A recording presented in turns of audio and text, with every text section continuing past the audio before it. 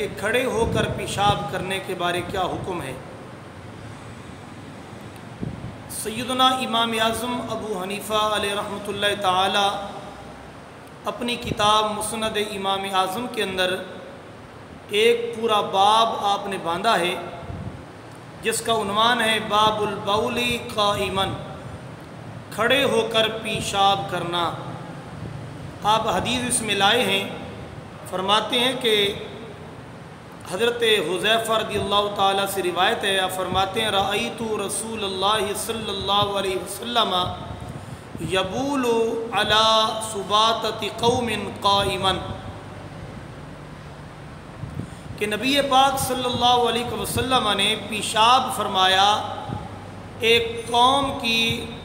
کچرے کی جگہ پہ، جہاں کچرا وغیرہ پھینکتے ہیں روڑی والی جگہ پہ کھڑے ہو کر۔ اس حدیث پاک کی بنا پر یہ سمجھ میں آتا ہے کہ کھڑے ہو کے پیشاب کرنا شاید جائز ہے،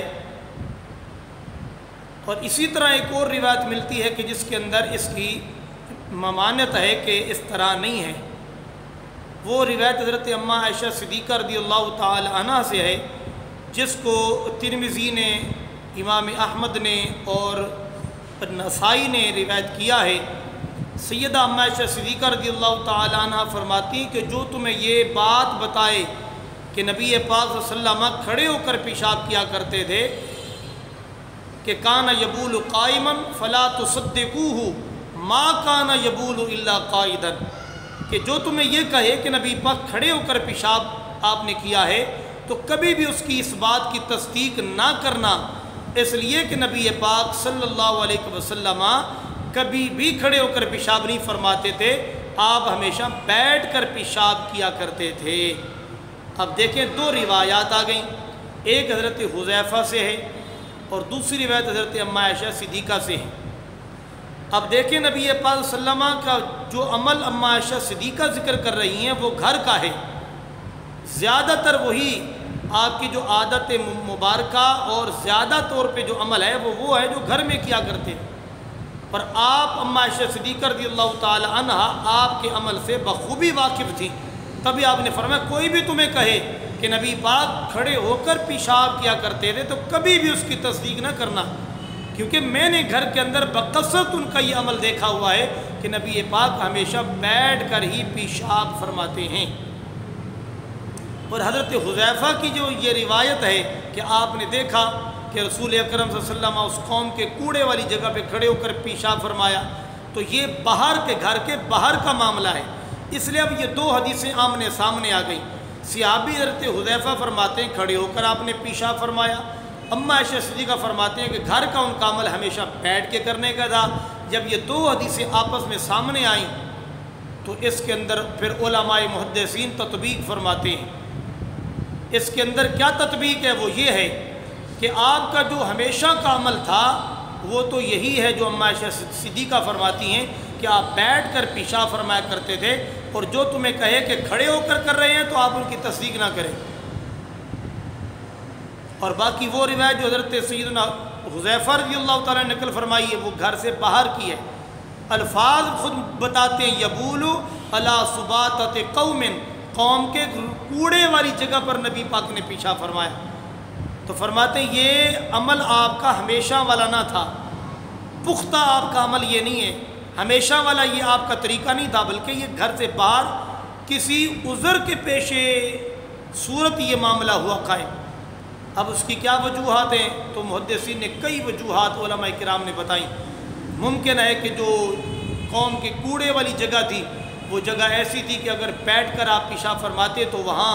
گندگی پہ پیشاب کرنے سے وہ نجاست سے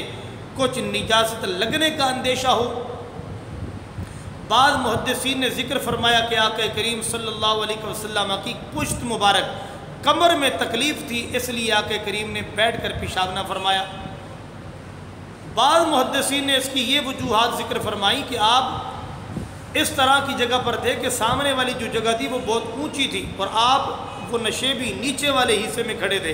اگر آپ یہاں پیشاب کرتے تو پیشاب نے واپس آپ کی طرف آنا تھا، اس طرح سے بھی نجاست لگنے کا اندیشہ تھا۔ ان تمام وجوہات کی کیفیت بتاتی ہے کہ کھڑے ہونے کی جو کیفیت ہے وہ کسی عذر کی بنا پر ہے، بغیر عذر کی وجہ سے نہیں۔ اور ویسے بھی تہذیب، تمدن، انسان کا ایک بردبار ہونا، انسان کا ایک باوقار ہونا، اس تمام چیزوں کے خلاف ہے کہ کھڑے ہو کر پیشاب کیا جائے۔ تو آقا کریم صلی اللہ علیہ وسلم کی ذات کے کیا کہنا۔ تو اس لیے اماں عائشہ صدیقہ رضی اللہ تعالیٰ فرماتی ہیں کہ آپ کا ہمیشہ کا عمل جو گھر میں تھا وہ بیٹھ کے تھا۔ اب باہر کا یہ جو معاملہ ہوا اب آپ کے علم میں نہ تھا، اس لیے آپ نے فرمایا کبھی اس کی تصدیق نہ کرو جو یہ کہیں، لیکن جو معاملہ ہوا وہ کسی عذر کی بنا پر ہوا۔ گویا کہ اس عمل سے امت کے لیے تو آسانی کی راہیں کھلی، بجائے اختلاف کرنے کے اس مسئلے پر امت کے لیے آسانی کی راستے اور آسانی کی راہیں کھل گئیں۔ وہ کیسے کہ اگر کوئی عذر کی بنا پر، کسی تکلیف کی بنا پر، کسی بیماری کی وجہ پر وہ اگر بیٹھ کر بندہ پیشاب نہیں کرے گا تو بندہ اس عمل کی وجہ سے گناہگار نہ ہوگا، بلکہ اس عذر کی وجہ سے کھڑے ہو کے پیشاب کرنا اس کے لیے عفو درگزر ہوگا۔ یہ عمل نبی پاک صلی اللہ علیہ وسلم کا وہ جو صاحب عذر لوگ ہیں ان کے لیے عذر کی حالت کے اندر اس طرح کرنا گویا کہ معافی کا اعلان ہے، اور بلا عذر اس طرح کرنا یہ بعض نے مکروہ تحریمی اور بعض نے مکروہ تنزیہی کہا ہے۔ خلاصہ کلام یہ ہوا کہ جو حضرات کھڑے ہونے والی روایت کو ذکر کرتے ہیں وہ ہے عذر کی بنا پر، بلا عذر نہیں۔ اور جو آپ کا ہمیشہ سے عمل تھا وہ یہ تھا کہ آپ بیٹھ کر ہی ہمیشہ پیشاب فرمایا کرتے تھے، لہذا تہذیب، ادب، بردباری ایک باوقار انسان کی